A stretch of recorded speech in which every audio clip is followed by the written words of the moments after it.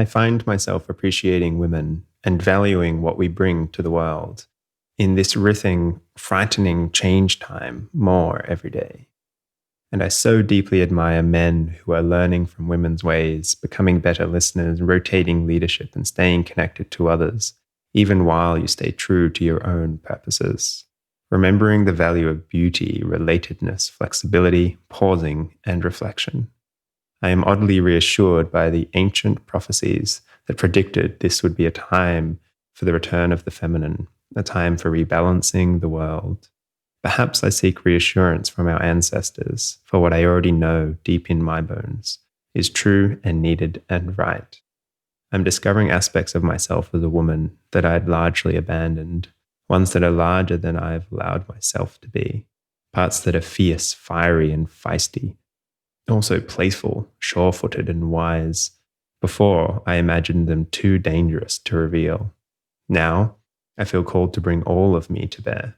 From the place of my own commitment, from the place of my deep love for people and nature and culture. My fear pales in comparison with what's at stake. I remember that we teach young women to be good by following the rules, coloring inside the lines and not making waves. We're taught to keep our heads low to avoid conflict, to be good at caring for others and knowing what they need, often well ahead of knowing our own needs, ourselves. But we expect young men to rebel, to find their own identity. They're encouraged to defy the norms, to stand firm in their own convictions, and to step out on their own. Boys are applauded for taking risks and for bragging or boasting about their achievements. Girls are told to demur and be quiet, admonished not to show off, not to be so full of yourself. Who are we supposed to be full of? We might wonder, if not ourselves. Many of us are learning now to turn that caring and nurturing inward as well, and to toss out some of our good girl conditioning, to step out and fulfill our purposes in creative, risky, and authentic ways. How encouraging to find women emerging everywhere, stepping out of our safety zones, mirroring and complementing each other's strength and vulnerability, which is the power through, not power over. That is the essence of power being redefined and reclaimed by women all over. What do I love most about women? As reminders for us all about women's magnificence in this transitional time. When women interact intimately, there's a lot more going on than an exchange of ideas. We absorb each other's textures, scents, and colors. We inhale each other's bearing, intuiting undercurrents of childhood, gleaning molecules of emotion. Our bodies trade 100 unspoken cues. As women enter deeper relational waters, our enthusiasms become infectious, our beginnings and endings blur seamlessly. We enjoy the rhythms we form with each other, concepts coinciding as our passions swirl. We don't not only braid our thoughts, ideas, and feelings together, we let our memories mingle with our intuitions and our dreams. I love how often women remember how much we don't know, and that our intuition or silence, dreams or deep listening often bring whatever is most needed. At our best, we weave our worlds together, contrasting combinations of disparate realities, creating a multicolored canvas thick with texture and pigment, changing our moods and minds as often as the winds, but rarely our hearts, our truest compasses. As women, our bodies and the moon instruct us to recognize the cyclical nature of change. We understand innately that the destruction and death all around us also mean that a birth is imminent. Each of us, men and women alike, are being asked to assist in this labor, to deliver the profound, fierce, single-focused commitment to life that accompanies any successful birth. The midwives know that. It's just when the labor is becoming most scary, bloody, and intense, just when the mother feels she cannot bear the pain any further. That is when you know that the baby is about to be born. As women, we attentively attune to our bodies, relishing the pulses of deep knowing that come from our bellies. Together we knit dimensional patterns of our laughter, anger, sadness, and the holy water of our tears. We yearn to mend the tattered fragments, to turn our anger into compassionate action, to integrate the painful, frightening, and raged hot beauty and the flows of laughter, unity, and celebration into dancing a new world into being. That was Nina Simon's excerpt from her new and latest book, Nature, Culture, and the Sacred. It's called Celebrating Women's Ways. And what a delight it was to have a conversation with Nina for my breakfast this morning. And what a delight it's going to be for you to relish in that conversation. Nina is someone whose work I've admired and relished in from afar for quite some time as the co-founder and relationship strategist at Bioneers, which is a movement, a community, and a platform committed to healing relationship, to our ecologies, to the sacred, and to beloved community. In this time, noticing our tendency towards the light, toward the neatly woven, away from the messy, toward the masculine, Nina and I explore what a feminine-inflected paradigm of leadership might look like. Of course, acknowledging that we are all leaders. It's not just in workplaces. We are all leaders in every single relationship that we are part of. And that's also the more than human. So drawing on indigenous wisdom, spirituality, ecology, psychology, and poetry, how might we pull from our backpack full of all human possibilities, renewing relationship as the foundation of our lives and our leadership? It's the big question that we sit with. This one is full of soul-enriching reminders, invitations for reflection, rituals for tending to relationship, and many echoes of timeless wisdom that can guide us on our way back to living in and restoring relationship.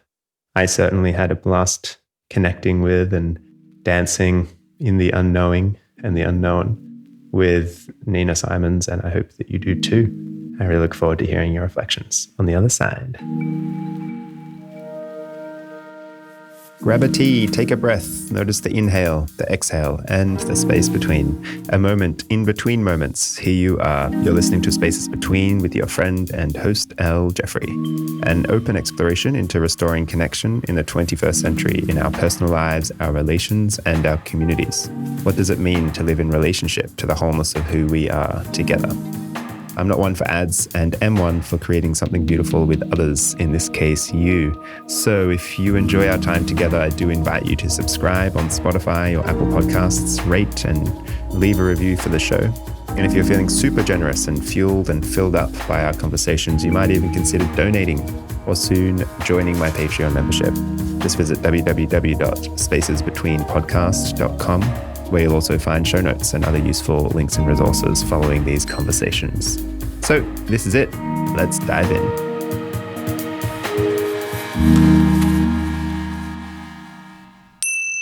All right. Nina, thank you so much for taking time for what I already sense, and by the sounds of it, we sense it's going to be a beautifully enriching exchange. Yeah, thank you for joining in. Oh, I'm so happy to be here with you, Al, and with your listeners. It's a beautiful meeting. Yeah.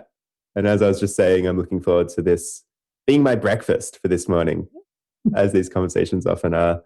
I've been a deep, I don't want to say admirer, but connector, and found so much inspiration and reminding and, I suppose, almost expansion in connecting with your work at Bioneers and also your work personally.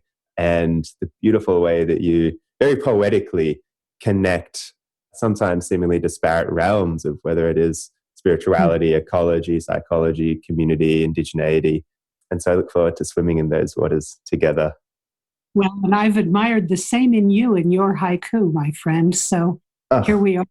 What a pleasure to dance with words and ideas with you. Yeah.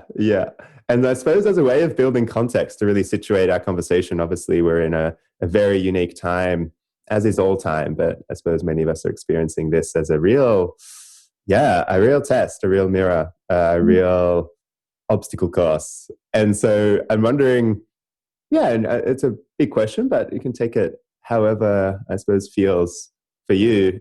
How is it that you are situated in this time, and I suppose any meaning making that you're making around this time collectively? What is this time meaning for you? Well, I'm acutely aware of how much I don't know about what reality is in Australia right now. You mentioned that you're still in lockdown. And when I researched in anticipation of speaking together, I learned that you have far, far fewer COVID cases and COVID deaths than we do in this country. So I'm speaking to you from Santa Fe, New Mexico, in the U.S., and it is a time, as probably most who are listening already know, of sort of convergent catastrophes here. We're meeting a level of political polarization that I've never seen in my lifetime before, at the same time as we seem to have an administration with such an empathy lack and so much focus on retaining power that they don't really care how many people die from this pandemic. And that's kind of a startling thing in a nation that has prided itself on being a beacon of democracy. We don't feel much like that right now. And then, of course, there's a racial polarization here that's simultaneously scary in terms of the backlash of it, and also exciting for someone who has been very focused on racial equity and healing for a long time, because there's a great awakening happening. So I am fond of reminding myself, Al, that we're a very young species, surrounded by species that actually have much longer life durations than we do, have been around in this current evolution on this planet far, far longer than we. And that within that context, we in the US are in one of the youngest cultures on the whole planet. And, there's no question in my mind that longevity confers wisdom if you're paying attention and practicing and learning. And so my sense is that I'm not sure that anything less than the current global coronavirus pandemic would have been enough to stop us in our tracks, because we were a species on course to a kind of ecocidal demise that, and frankly, the level of greed and disconnect from what really matters and from true meaning making was sending us off a cliff at an alarming rate. And so the last several months have been a time of deep reckoning for me. I've thought a lot about how for 30 years through Bioneers, we've sought to awaken people to the coming climate crisis and the need for a different worldview that really integrates our interconnectedness with all that is, and that looks to the indigenous cultures among us as what we sometimes call the old growth species, as those we most need to learn from and with, and those who we have a tremendous amount of repair to do and also of humility to be among.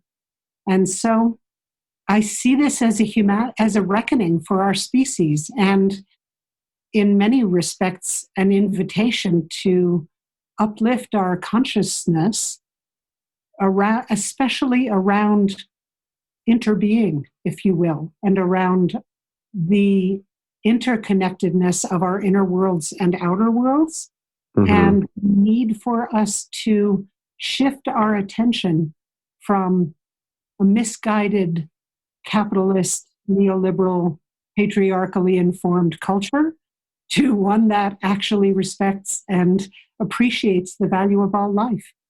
And it's a call to leadership for, I think, everyone alive on the planet today.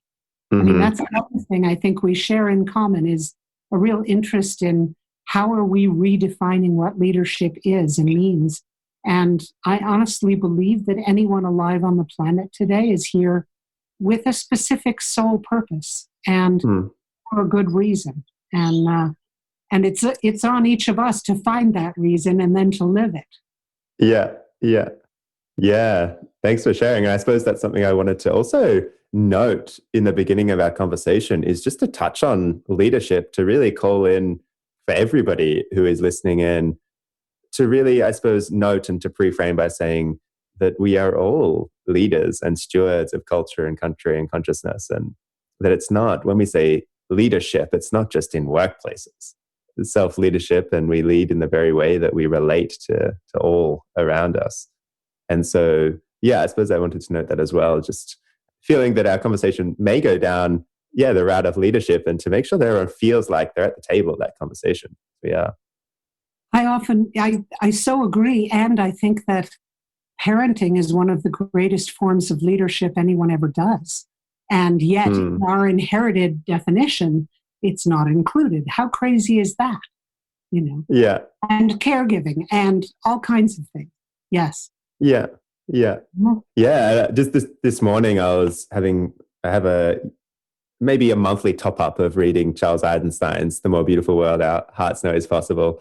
And just this morning, I was reading the piece around newness, where he shares the story of the three seeds, in sharing that perhaps this story of separation that we're in was actually planned to really allow our society and the human species to really drive towards separation, experience that fully. But there were three seeds that were planted intentionally that would help us come back, having experienced the depths and the upheaval that separation can create. And the three seeds was the wisdom of our world's lineages, whether it be the Christian mystics, Zen masters, Hindu swamis, etc., and many, many more, our indigenous cultures, and as you said, our old growth species, and then our myths and our stories, and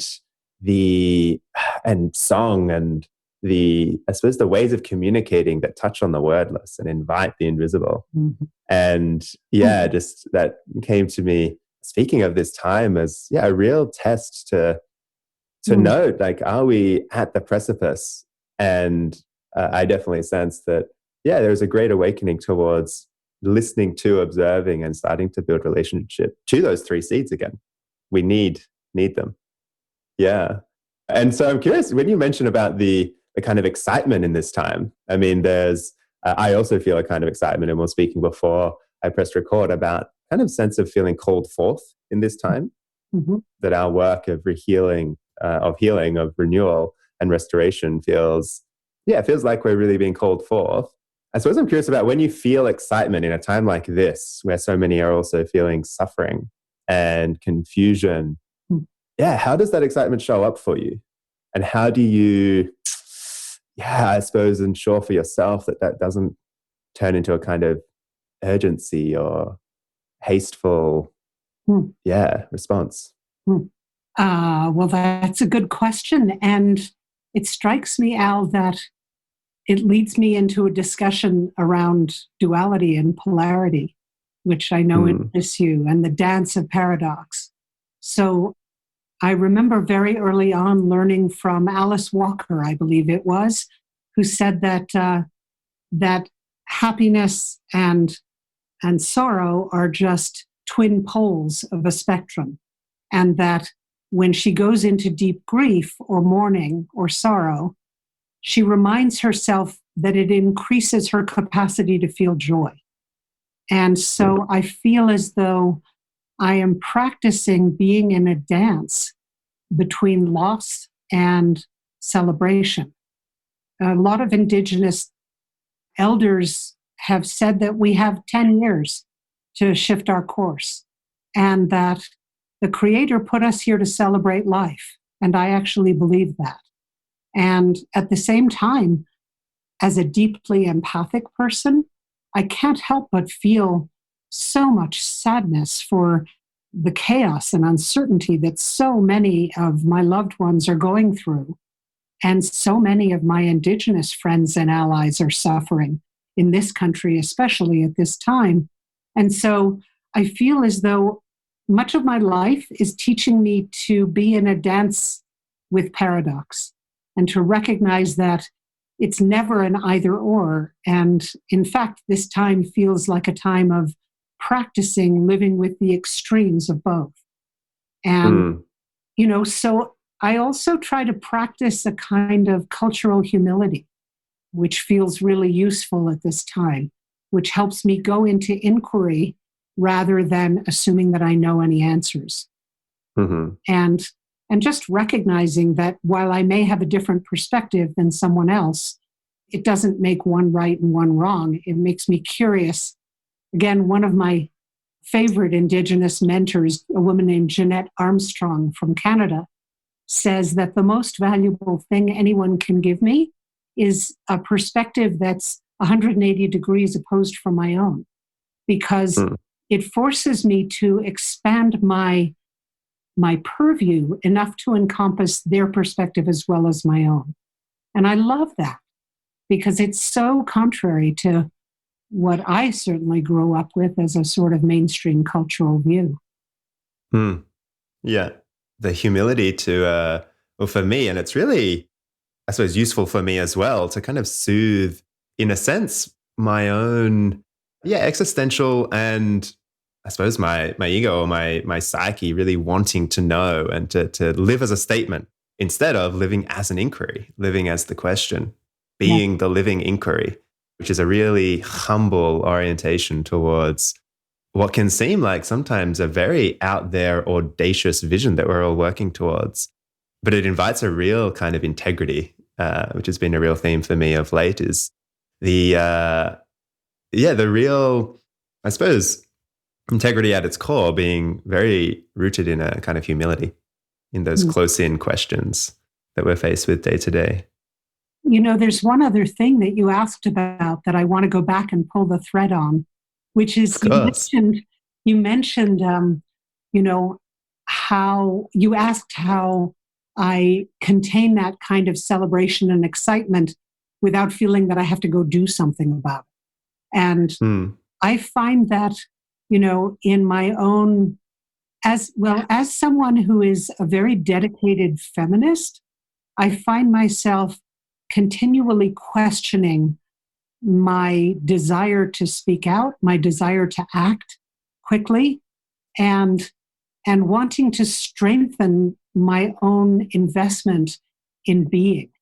And so when that instinct, I think of it as something of a legacy of a white supremacy culture that, as someone who, although I'm of the Jewish lineage, I pass for white in this country, there is so much embedded in that belief system that says action is good, speaking out is good, and I feel like it's part of my calling to strengthen our capacity to listen and be in connection with the invisible world and receive that kind of guidance before we act or speak. Yeah. It really speaks to, I forget who it was that said it, but just the notion that we're in a state of emergency, so we must slow down. And the importance of, yes, acting and also listening, pausing, observing, allowing maybe greater forces to orient our action, to tether our action to a kind of wisdom and insight. Perhaps questioning our habituated responses. I do think this is a time for being really reflective about what kind of habits we may have formed that need to be shed now in order to move forward in a good way. Yeah. And so I'm curious, just for those who maybe aren't familiar with your work, just a couple of notes on, I suppose, your path coming into, I suppose, your own leadership and maybe your own womanhood, and kind of starting to peel back the layers on maybe parts of yourself that had been othered or, that you'd abandoned due to swimming in a culture such as our own. If there are just some notes that you might share to let us into the context of Nina's being in this world for a little. Sure. Well, we see how to do this concisely. I would say that one of the great jump starts in my own evolution has been my relationship with my partner and husband, Kenny Ausubel. And I met him when I was in my late 20s. And he really reignited my passion for being a healing agent in the world and using my communication skills in a way that could help influence culture and people. And so we started working together almost as soon as we started dating. It was kind of crazy. And I helped him finish a film. And then we started a for-profit seed company that was a biodiversity seed company, a bit ahead of its time in the late 80s. And then we started Bioneers together. And he was a journalist. And in the course of his learning about diversity and bioremediation, which is the use of natural systems to detoxify air and water and soil, he was coming upon these amazing innovators. And one day in a hot tub with a friend, he was telling him all about these great people he was discovering. And he said, but no one's ever heard of them. And the friend said, why don't you have a conference? And Kenny said, well, I've never been to a conference. It sounds boring. Why would I do that? And the friend said, here's a grant for $10,000. Go have a conference. And Kenny came to me because I was a theater person. And I had never been to a conference either. But I knew theater. And so together we invented Bioneers. And Bioneers became this forum where every year, annually, we would bring together people from all walks of life who had amazing innovations for healing our relationships with ourselves, each other, and the earth. And many of them being indigenous people as well. And really, unlike most environmental conferences, it really spans the cultural and the social as well as the environment. We think of environment as the mother of all issues, and therefore everything else is nested within it. Mm-hmm. In her, I would like to say. And in terms of my own leadership journey, sometime in the mid-90s, I began being acknowledged for my leadership. And I didn't like it at all. I felt as though I had not earned it. I felt as though I was just following my own guidance, one step at a time as best I knew how. And I also felt like it put a target on my back in a way that I didn't want. And then the more I thought about it, the more I realized that I had this inherited definition of what leadership looked like. And I didn't aspire to it. And I thought, well, if what I've learned from Bioneers is that what the earth needs from all of us now is leadership of every size and shape and color, then I have to do a deep inquiry about why I don't consider myself a leader or aspire to becoming a leader. And so because I was producing Bioneers and encountering, dozens, if not hundreds of leaders every year who we were putting up on a stage, I had the opportunity to review many, many transcripts and see what kind of leadership I did aspire to. And around that time, I also saw the film, which is online, called The Burning Times. And if anyone is interested, you can look it up online. And it's a little dated. It was made in the early 90s, but it's a very important film in that it tells the story of the 300 to 500 year period in European history, but all over the world, where women were systematically persecuted and tried and often burned for the supposed crime of being witches. And basically, over that time, 7 generations of children saw their mothers and aunts and sisters and grandmothers persecuted. And I believe that that's a human legacy that we all carry in our bones. And when I saw that film, a huge light bulb went off inside me. And I thought, this is part of the reason that I have such a conflicted relationship to leadership. And I also began to realize that my experience as a woman was greatly affecting my life and my stepping into leadership. And so I think in order to learn myself, I began programming at Bioneers, panels and women speakers on both the reemergence of women in leadership and the reemergence of the archetypal feminine throughout our systems and all humans and our cultures. And then I spent about 13 years convening women leaders of all ages and colors and shapes and sizes to do a 6-day immersion into liberating our own sense of leadership and vision and purpose. And so that's kind of a quick introduction. Bioneers has grown now so that our annual conferences have been 4,000 people in person, but we'll do one online that we hope to be 10 or 12,000, and it'll be hopefully global. And we have podcasts and books, and I've just done a lot of exploring about to really understand what this instrument is here to do. And somewhere along the way, I read about an old Jewish myth that says that before every soul is born, we know exactly what we're coming into form for. And that through the course of being born, we forget. But if we're paying attention and we're diligent and we persevere, we can find our way back to that assignment. So my assignment has included a lot of teaching about leadership while learning about leadership, being really humble about what I don't know, and learning a lot from indigenous teachers and a lot about how strongly I want to stand for racial equity and leverage my own privilege in the interest of beloved community in this life. Mm. Wasn't very short, but it was the best I could do. And very poetic. Well, thank you. Yeah. What I wanted to say, Al, is that I think what prompted me to say yes to Bioneers in the first place was that I have a deeply spiritual and, in fact, almost devotional relationship to the natural world. And that's really my source of spiritual connection and sustenance, as well as a growing connection to my own ancestral lineage and, and the indigenous people's wisdom. And as you say, I mean, I think we've inherited a bias toward newness, as you were speaking about Charles Eisenstein's quotes, but also a bias toward light and against dark.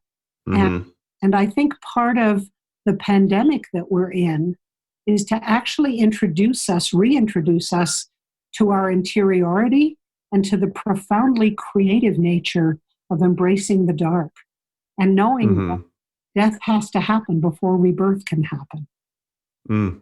Yeah. Yeah. And I love as you speak, because it is very poetic, the seeming grace that you're able to welcome your inner world to your outer work and have them be a bridge that is really in service of a greater inquiry, being renewal. Thank you. And I suppose that's something that I'm continually softening into. And I know many who listen in, I suppose the notion of coherence and congruence and integrity and having our outer work and our outer lives be a reflection of our innermost yearnings and knowing. And there's the great humility that it takes to allow our inner world, I suppose, to show up in our work. A real act of being seen in service, in a sense. Well, and in many ways, part of what I've seen over and over again, Al, is that many, many women, and perhaps all of us, carry this program that being in service must involve self-sacrifice. And earlier in my life, I used to think that might be true. I used to think that it wasn't necessary. Although now that I've lived through 30 years of nonprofit leadership, I've come to recognize that sacrifice is part of the deal. But what I've also come to understand is that in order for our leadership, whether in whatever sector we're working, to be regenerative, it has to be the place where our gifts meet a need for reinvention in the world and light us up so that there is joy in the doing of it. And that's what makes it regenerative. Otherwise, we have inherited a paradigm in which people work themselves to death, and especially for the common good. And we can't perpetuate that. Yeah. Our pleasure has to be part of our purpose. It does. Howard Thurman's quote has been one that's, I suppose, anchored me since about 12 years old, which is don't ask what the world needs. Don't only ask what the world needs, ask what makes you come alive. What the world needs is more people who have come alive. Yes. And yeah, for me, it's a constant anchor, noticing when my living inquiry is really about restoring wholeness in self and society, and noticing when the tendency to do pulls me out of my own integrity with that inquiry. And actually, in the immediacy of every moment, I'm not practicing what it means to be in relationship to the whole in this interaction or that interaction, because I'm constantly, maybe planning for the greater project or the larger, more audacious goal.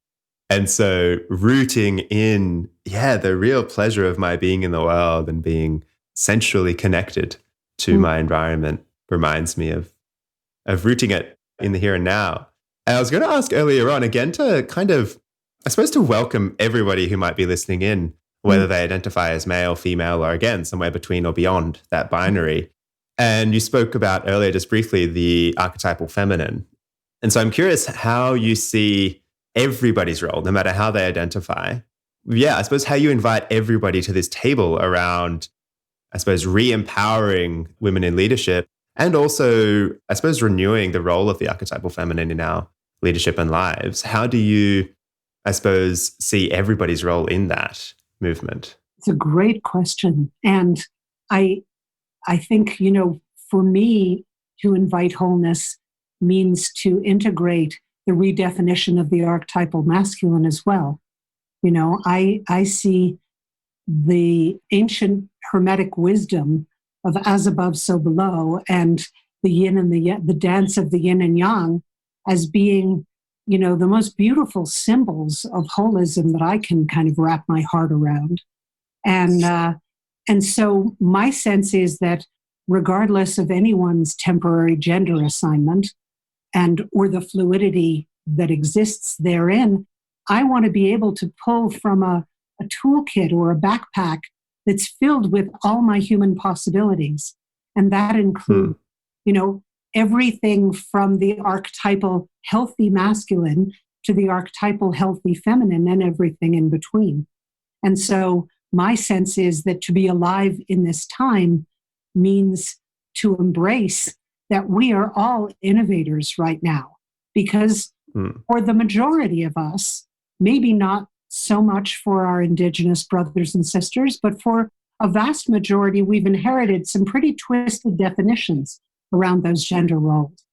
And so how do we reclaim what's really healthy in both of them and understand that holism means embracing the dance and never considering it an either or? And then for me, as I learned about the burning times, Al, part of what happened for me was that I realized that all of the challenges we face as a species at this time could be seen as an imbalance between the masculine and the feminine. And that lens suddenly gave me a unifying sort of integral perspective that said, wow, if our health systems, if our governance, if our education, if our caregiving, if our parenting, all those things were to come into greater balance and real equanimity between the quote masculine and the quote feminine, wouldn't we be a happier, healthier species? Yeah. So the invitation is to us all. And frankly, we women need all the men's help we can get in reaching some sort of gender equity and in embracing the feminine in ourselves and our structures and our institutions. Yeah. And I suppose it's something very dear to me. I mean, as a queer identifying man, the embrace of my own feminine has been, and owning that within myself has been such a journey, and now really curious about what the men's movement might look like through the lens of queerness and queering masculinity as a frame, not queerness being an identity, but a way of being. Yes. To queer something, to be curious to the extent of being willing to hold your identity in question itself. Beautiful. I love that. Yeah. Actually, adapting queering as a means of reinventing or innovating, right? Of choosing, of really claiming sovereignty. It's a beautiful use of it. And And it also calls to mind for me, Al, that in indigenous cultures, the two-spirited ones were the ones who were said to have particular mystical access to the invisible world because of that balance, right? Which is beautiful. Yeah. And so I suppose to bring it into, I don't want to say practicals, but something we can really live, this feminine-inflected paradigm. Yeah, and I loved your talk, Roots and Branches, where you touched on, I suppose, a fragment of what a feminine-inflected paradigm might be.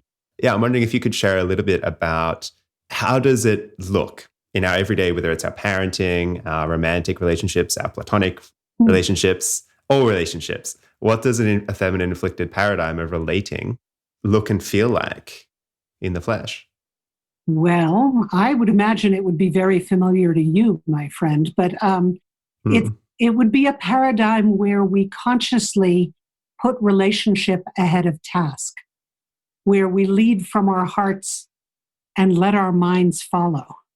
It is a paradigm where we don't disengage from the sensuality of our experience of our embodied reality, and where we honor the value of dreams and intuitions and flashes of insight that may come not from a rational or linear perspective, but from the invisible world, right? I mean, David Bohm's whole idea of the implicate and explicit order is so wonderful to me. And do you know that, or should I? No, yeah, I'd love you to share a little more. Yeah. Well, he was a physicist who studied with many of the world's great mystics because he sought to find the meeting place between science and spirituality. And what he found was that he believed, through all these interviews with people like Krishnamurti and the Dalai Lama, that the world is comprised of two kinds of reality. And he called them the implicate and the explicit order. And the explicit order is everything that we can perceive through our five senses, right? What we can see and smell and touch and hear and feel. And the implicate order is everything else. And because of the biases of the cultures we're all a product of, we might assume that the explicit order is much bigger and the implicate order is much smaller. And what he said was, no, actually the opposite is true. That he likened the explicit order to the foam on the top of the waves of the ocean. And the implicate order, he said, is the ocean itself. And so for me, a more balanced world that is led by our feminine sides, if you will, inclines toward the implicate order and recognizes that we live in a world of connection rather than a world of things, and that really the only security we have is our webs of interconnection. And that we actually have amazing capacities to help manifest dreams into form through our imaginal minds, and that consciousness actually creates matter, and language creates reality, and ritual creates relationship, which is sort of a beautiful parallel to the Charles Eisenstein 3 seeds that you quoted earlier.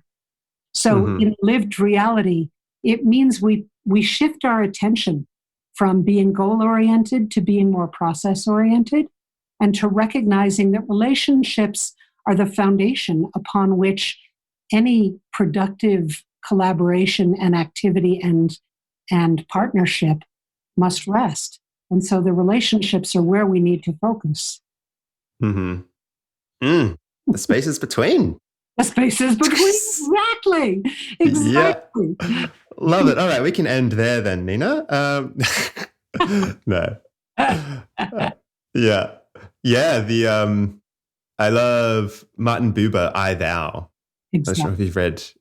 Yeah, to have and our relationship with life itself, and to be curious, about the process of relating, the reciprocity between our perception and our being in the world and the world around us, and to be curious about that dance and kind of apprentice ourselves to it. And to entertain the possibility that we live in a conscious universe, right? That actually, when we pray for rain or dance to the trees, or, learn from the ecology how to manage fire and how to manage regenerative ecosystems, that's a dance of consciousness to consciousness, not human to thing. And that's a very different way to live. Yeah. Yeah. One of my favorite orientations comes from Fritjof Capra, who is also a physicist and an ecologist. And he says we will, the transition to live in an eco-literate society will require us to shift from a focus on counting things to a focus on mapping relationship. And we have very little practice at mapping relationship.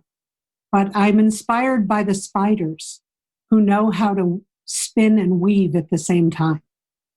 Yeah. One of my role models. Yeah. And I was going to ask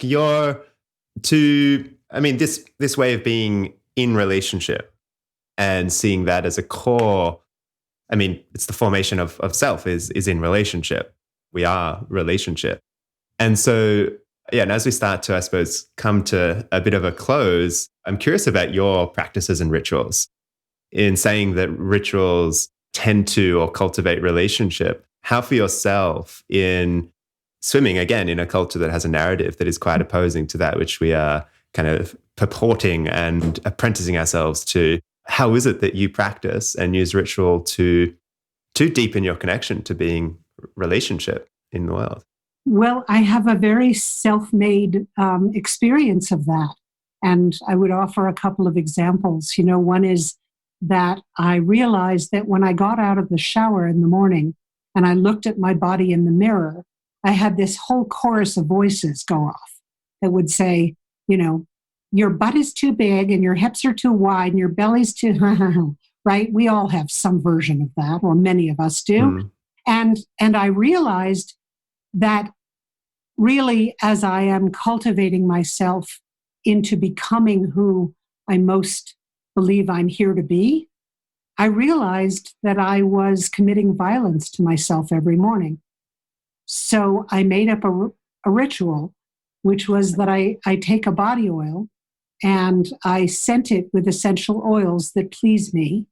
And each morning when I get out of the shower now, I spend 3 to 5 minutes oiling my body and consciously pouring love into my body. And what I found is that these rituals may seem simple and short, which is part of the key to their success. But what I found is that if I do them for 6 to 8 weeks, and I'm really rigorous about holding myself accountable to doing them every day, they create new neural pathways in me. And they start to shift how I hold myself. Another one was, I had a friend say to me, girlfriend, when are you going to learn to value yourself apart from your work or your partnership? And again, a big light bulb went off. And I thought, oh no, she's right. That's the only way I know how to self-value. And I thought, that's not going to work. So I created a ritual where at the end of each day before going to bed, I would review the day and actually appreciate myself for the things that I did well. And, honest, after what I found is that at about 6 weeks, my skeptical mind kicks in, Al, and I begin to wonder, is this really doing anything or is this really crap? And then I keep doing it. And 2 or 3 weeks later, I start to notice changes in myself. So there are very simple ways that I just design ways to cultivate myself in the way that a gardener might cultivate a plant toward flourishing in the way that would be most beneficial to the world and to its life. So that's an example. So beautiful. Yeah. And it's these little rituals. And I like the note on having them be simple and easy. Therefore, the barrier to practicing is quite low. But I know for me, it takes reflection to notice that this is working, but also I notice that it's working more so if I skip a day or accidentally miss the ritual. And then I notice, something's feeling off. That's why I didn't do my gratitude journal last night, or I didn't take time this morning to do a piece of earth art or whatever the ritual might be. It becomes part of your kind of, lived being in the world, and you actually start to notice when you don't do it after some time. There's something so reinforcing about committing yourself to cultivating yourself as an instrument of purpose, right? I mean, it feels like, you were talking about congruence and being integral. And it feels to me like it strengthens my core when I do those things, and in a world that is so full of judgment and so full of false separation, strengthening our core in relation to, what our soul purpose may be, feels like a really healthful way to grow ourselves. Yeah. What an honorable act. Yeah. Well, and especially I might add for women, because there's something about how we've been programmed to give ourselves away and to serve others at the sacrifice of ourselves. And, it happens so often that way, that building a sense of implicit value for ourselves is healthy, again, in any gendered body, I think, and any phase of life. Yeah. I'm wondering, as a way of bringing ourselves to a wrap for now, there are so many other threads that I would love to wander down together. It's been such a great meandering conversation. Well, felt like we were just wandering through the woods and just chatting along the way. So thank you for the ease and flow. But I'm wondering if there's anything you feel to share, as a way of, I suppose, building a sense of wholeness to complete our conversation, that might be an offering or an invitation for those listening in. Well, one thing that I would offer is that I'm noticing that the pandemic is bringing up a lot of emotion, and emotion in all directions. And one of my commitments to myself is to reclaim the value of emotion as part of our human inheritance. And one of my favorite teachers about this is a woman named Carla McLaren, who wrote a book called The Language of Emotion. And she was an empath who actually interviewed her emotions to understand what they were really meant to bring to her life. And again, in a similar way that we have inherited some twisted definitions around gender and around power, I believe we have inherited some biases around emotion. And toward our human wholeness, I think that reclaiming the value of our emotions is a very important practice for now. And I would invite folks just to recognize, what I'm experiencing is a heightened awareness of the fractal nature of my learning, so that when I find that there is a part of me that I have abandoned and I need to care for, I create a ritual to do that. And then I notice how it might play out with other people or when I walk in the woods in nature. Because I do think that this question of how we heal our relations, all our relations, is central to our evolution as a species and reclaiming our wholeness.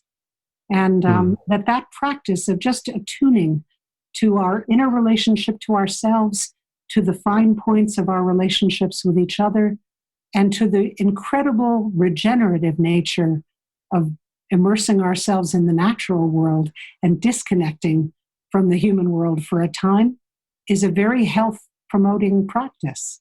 And for me, one of the best ways I know toward holism. And otherwise, I would invite folks to check out my books, go to Bioneers.org. You can sign up for newsletters. And I hope I get to interview you for Bioneers, Al. Let's set that up. And then we can I'd love pollinate our networks. Yeah, that's what it's all about. Yeah. I would love And it. I'll definitely put your, obviously, Bioneers and your book in the show notes. And yeah, look forward to many more continuing philosophical campfires that we're sitting around together. It's always such a pleasure. And yeah, I feel full after this breakfast together. So thanks for joining me for and a I tea. can't wait for your book. Yeah. What a wonderful tribe we're in. I'm so glad you found me. Yeah. So thank you again, Nina. Thanks, Al. What questions are still whirring inside for you? What landed and rung loudly for you? Let's take a moment. Thank you for joining me for another life-affirming and enriching conversation, each one a light, a torch to guide us on our path to being in right relationship with ourselves, those we walk with, and the ecologies we are very much a part of. I trust this has gifted you something to place in your toolkit to support you in your journey and your leadership. Make sure to connect with me and leave any comments on my Facebook or Instagram page at @ljeffrey, and check out the links in the show notes. This show is completely funded by listeners just like you, so if you feel generous and wish to be part of nourishing these inquiries that we're exploring together, you can leave a once-off donation or soon subscribe to my Patreon membership. Show notes, resources, and donations are all at www.spacesbetweenpodcast.com. Until next time, remember, we can't rush our way back. Notice connections and tend to the sweet, sweet spaces between. Lots of love.